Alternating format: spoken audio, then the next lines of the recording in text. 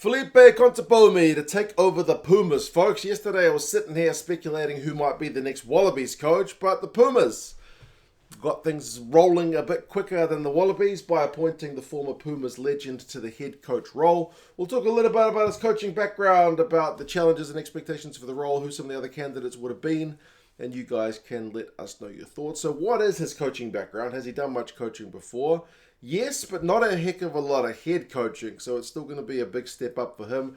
He has been the head coach of the Argentinian 15, which is like their second 15, basically, who I guess helps Argentina do a bit of depth building when the Pumas are off playing in the Rugby Championship or whatnot. They often play a lot of Tier 2 teams, to be honest, but he has done a bit of head coaching in that role. But I dare say there's a lot less pressure on the head coach of the Argentinian 15 than a club head coach or a national head coach. So certainly in terms of like being under the microscope, being under pressure, this role is far and away the biggest one for Contepomi. But he's also been an assistant. He's been an assistant at the Juarez back when they first got started in Super Rugby way back when. He has been an assistant at Leinster, which is a heck of a club, I guess, to partially kind of learn your trade. And he has been more recently an assistant at the Pumas themselves when Michael Cheika was head coach. So he should know things pretty well in Argentina, having been a player for so many years, as I said, legend of Argentinian rugby, and now from the coaching perspective. So there would probably be few people in the world with a better understanding of Argentinian rugby than this guy. So in that regard, it seems like a pretty good appointment. But as I say, there's a little bit of a doubt just because he's not really done head coaching at this level before. It's certainly going to be a big challenge for him, but with that understanding of the game and the needs of the players and whatnot, maybe that is going to balance it out. Now, I say the needs of the players because that's one of the biggest challenges of the Pumas coach, is basically that you don't have a domestic competition really to draw your players in, like New Zealand and Australia have for Super Rugby, like the English clubs have in the Premiership, or the South African clubs from abroad and from the URC.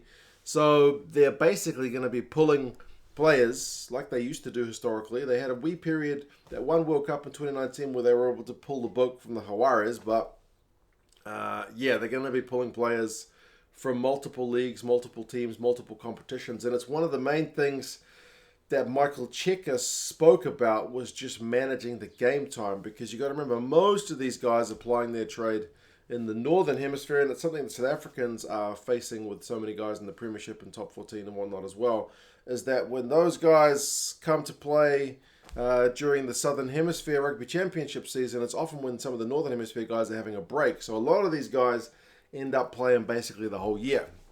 So one of Michael Cheika's biggest kind of gripes or biggest challenges was managing the minutes of the players, trying to make sure, even though they're in camp, that they're getting a good rest. Sometimes he would just rest players, send them back home. So certainly that is going to be one thing that Felipe Contepomi has to manage, is how to bring all these guys together who haven't had a proper break, to form them into a cohesive unit and make sure they're not getting burned out. But he's done it as a player. So if anyone's got insights into how that could work, one would imagine Felipe would be in a good position there. The expectations, Cheika leaves having got them to a semi-final, so the expectations are pretty decent. But in the Rugby Championship, the Pumas are always generally predicted to finish the bottom of the four sides. But I would imagine the expectations will still be, to avoid that wooden spoon and try to keep yourself in that race as much as possible. The Pumas in recent years have been, like I say, generally at the bottom, but we expect them to at least surprise us with a game or two. So I don't know, if they can make Argentina some kind of a fortress in that competition, they'll go a long way into kind of satisfying the rugby mad public over in Argentina. Other candidates, obviously Michael Cheika has, prior to this announcement, been heavily linked with re-signing with Argentinian rugby.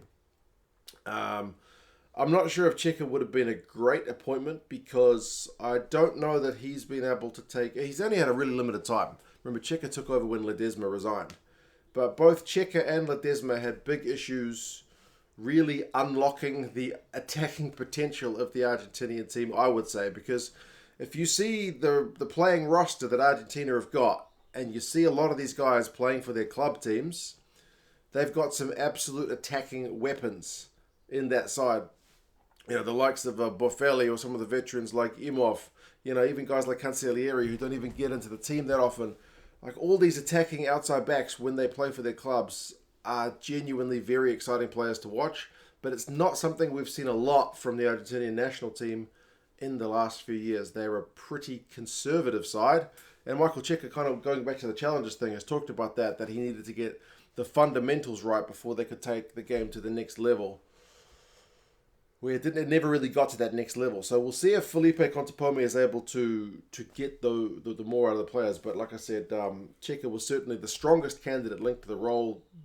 I believe there was negotiations to extend him, but now that puts Cheika back in the race for the Aussie job.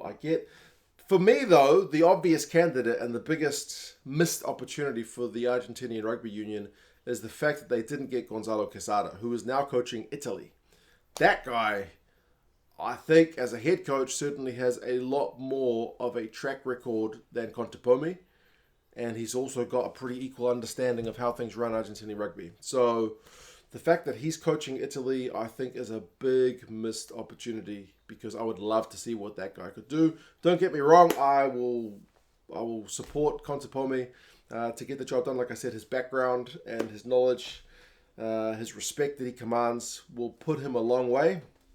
But he just needs to show us that he can kind of do it as a head coach. Whereas Quesada has already really shown that, and we'll see what he can do with Italy. It'd be interesting if Italy ends up playing Argentina at some point in the near future. But yes, it is going to be a challenge. I hope he can take Argentina to a next level because I do think they've got a pretty good playing roster.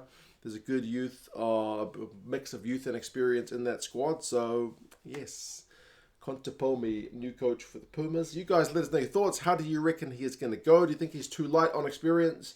Or do you think there is no better candidate, given his background, to take over this prestigious role? You guys take care, and I'll talk to you guys again soon. See you later.